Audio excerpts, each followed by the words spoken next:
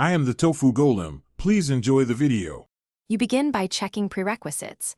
Identify your Android version and model so you know which menu labels apply. Once done, unlock the phone and open Settings now. Don't waste time navigating from home. Next, go straight to Lock Screen or Security Settings. Different phones call it different names. You're doing this so you can control quick launch actions. Make sure Do Not Disturb or admin apps aren't blocking changes, and then proceed to the Lock Screen Customization section. You now remove the camera shortcut. In Lock Screen Shortcuts or Widgets, tap Edit to view left/right shortcut slots. Once visible, select the camera icon and choose Remove or None. This unassigns it. If your phone hides shortcuts, go to Biometric or Security options and look for Lock Screen Access toggles. Disable camera access there.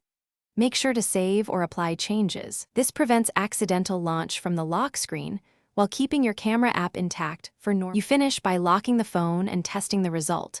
Press power or wake the screen and attempt the previous camera gesture to confirm it's gone. If it still opens, reboot the device and recheck lock screen settings. Sometimes changes require a restart. Also inspect device admin or third-party lock screen apps that can override settings and disable or update them.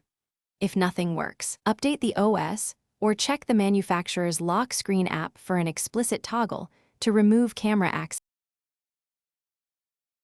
Thanks for watching. Consider subscribing if we helped you today.